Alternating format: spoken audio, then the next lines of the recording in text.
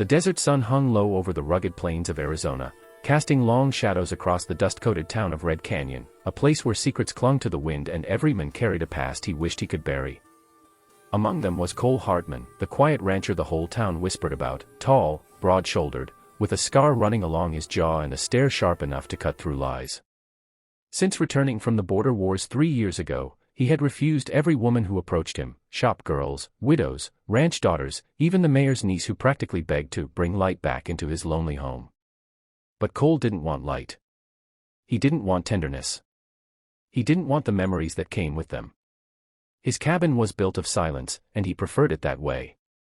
That changed the day he found Nayeli, the Apache widow, standing at his gate with 2 children at her side, dust swirling around her feet like the desert itself bowed to her presence. She was tall, graceful, fierce-eyed, and dressed in traditional buckskin stitched with turquoise beads. No fear. No hesitation. Just a quiet strength that made Cole's guarded heart thump hard once, just once, before he forced it still again.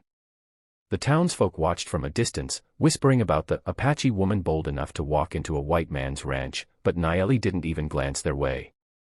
She looked straight at Cole, as if seeing through the layers of walls he'd built around himself. She said nothing at first, and Cole, uncomfortable under her gaze, cleared his throat. "If you're needing supplies," he muttered, "the trading post is 2 miles east." For a moment, she only tilted her head, studying him like a hawk measuring distance before flight.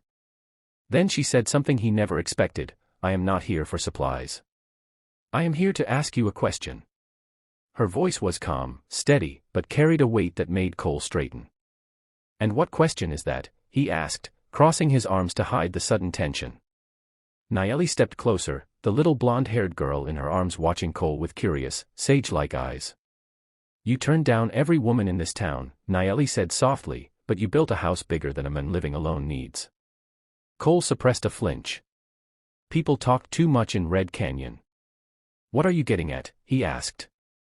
Nayeli lifted her chin, her black braid swinging over her shoulder. "Tell me, Cole Hartman, do you want a wife?" Cole blinked, stunned. He opened his mouth, then shut it again because he didn't know how to answer. Women had asked before, yes, but never like this. Never with a look that didn't plead or promise, only challenged. But before he could speak, Nayeli added the words that would change everything, "Or do you just want someone to fill the empty room so the silence doesn't swallow you?" The question hit him like a bullet. Because she was right. Cole didn't want love, he feared it. He didn't want company, he just didn't want the memories of the family he lost to echo off empty walls. The ground felt unsteady beneath him as he muttered, "Why do you care?" Nayeli didn't blink. "Because I, too, know what it is to lose everything. I had a husband. A home. A place in my people. Then the raids took it all." Her voice broke for only a breath, then steadied like steel hardened in fire. "My children need safety. I need land to rebuild my life. You need," she let her gaze drift over his lonely porch, the untouched rocking chair, the shuttered windows, then back to him. "More than your pride will let you admit." Cole swallowed hard. "And what exactly are you proposing?" Nayeli stepped forward again, so close he could see the faint freckles across her nose. "An agreement," she said. "You offer shelter. Protection. A home." Cole stared at her.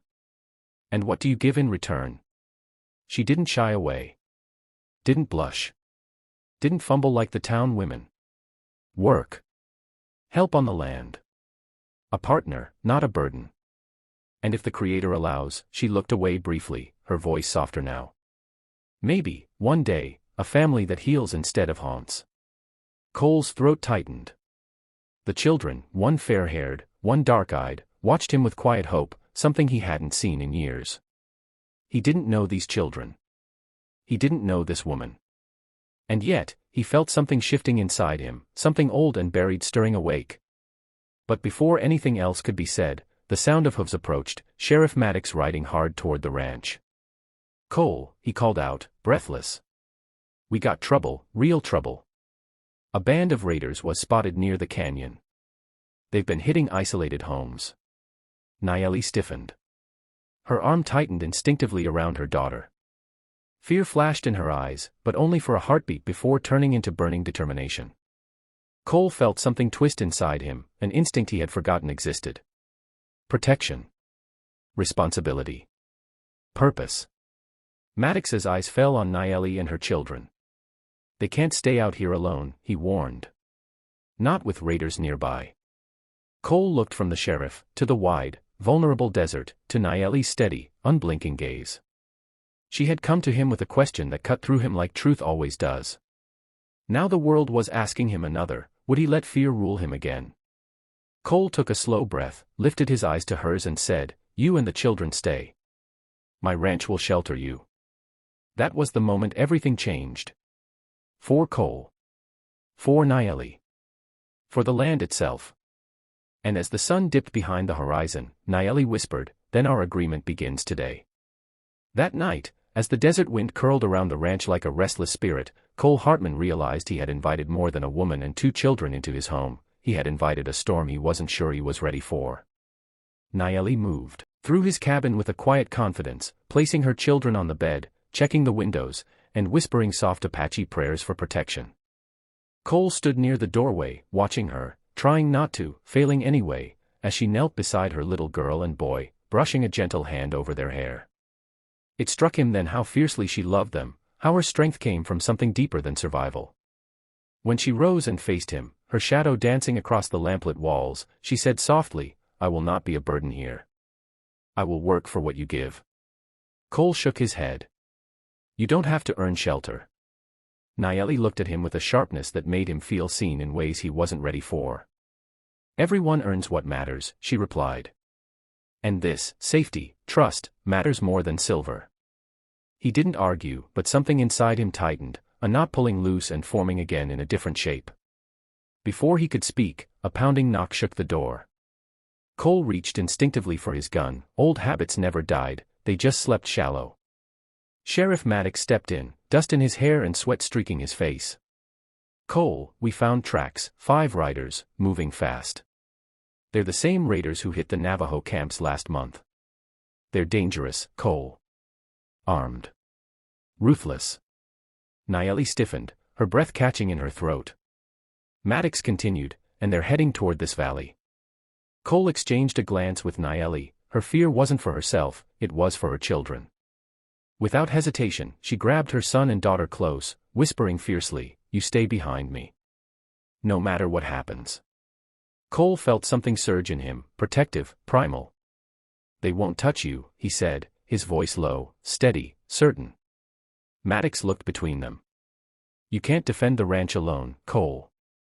Not with 3 others to protect." Cole exhaled slowly. Alone. He had been alone for years. The word had become his armor. Now it felt like a chain. Something inside him shifted. "I'm not alone anymore," he said quietly. Nayeli's eyes flicked to him, softening, warming just a little, and that small change in her expression hit him harder than the sheriff's warning. Maddox nodded. "I'll send 2 deputies to watch the North Ridge. You take the South. And keep them inside, Cole." But Nayeli stepped forward. "I can fight." Maddox blinked. Cole stared. "Ma'am," the sheriff said delicately, "these men aren't like any you faced." Nayeli lifted her chin, her braids sliding over her shoulder like a black river. "I have faced raids. I have buried kin. Do not mistake grief for weakness." Cole saw something fierce and unyielding in her, something he respected more than he expected. "She stays with me," he said firmly. "Her children need her. And I need her inside where she can keep them calm." Nayeli studied him for a long, silent moment, then nodded once, an agreement forged without words. Hours passed with the slow tension of a fuse burning toward a powder keg. Cole checked the perimeter and loaded rifles while Nayeli kept the children close, humming old Apache lullabies to soothe them. But the lullabies soothed Cole too, though he'd never admit it. The desert grew cold. The sky turned silver with moonlight. And then, hooves. Quiet at first, then louder, like death itself riding toward the ranch. Cole's body moved before thought, rifle in hand, boots hitting the dirt, heart pounding. Maddox shouted from the ridge, "They're here." 5 silhouettes emerged from the darkness, spreading out like wolves circling prey. Cole fired a warning shot. Turn around. Last chance. Laughter echoed across the sand, cruel, mocking. Then everything erupted. Gunshots cracked through the night. Horses screamed. Dust exploded under boots. Cole fired again, hitting one rider who dropped hard. Another charged the cabin, but Cole tackled him before he reached the porch. They fought in the dirt, fists and fury, until Cole slammed him down with a strength born of something more than rage, born of purpose. Inside the cabin, Nayeli shielded her children, whispering prayers to keep their minds steady. When a raider broke through the window, she grabbed a burning log from the fire and struck him across the face, once, twice, until he fell unconscious. She breathed hard, smoke curling around her as she whispered, "No one harms my children." Outside, Cole took down the last rider with a final blow, chest heaving, blood running down his arm. Maddox galloped in. "You got 'em all, Cole." Cole wiped his jaw. "They won't trouble anyone again." Maddox nodded, then rode off to report back to town. When Cole finally stepped inside the cabin, bruised, exhausted, and bleeding, Nayeli rushed to him before she could stop herself. Her hands hovered over his wounds, hesitant, unsure if she was allowed to care, but then she touched him gently, her voice trembling. "You protected us," she whispered. Cole met her eyes. "No. We protected each other." Something broke open between them then, not romance, not yet, but a deep, unspoken recognition. Two people who had lost everything. Two people learning, slowly, painfully, to trust again. Nayeli looked at him as if seeing the men beneath the scars. "Cole," she whispered. "Why did you choose to help us?" Cole swallowed hard. "Because for the first time in years, I didn't want to be alone." Silence filled the room, warm, not empty.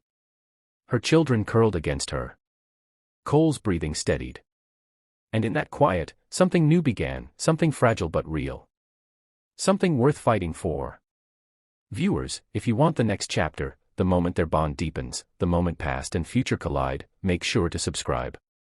Your support keeps these stories alive.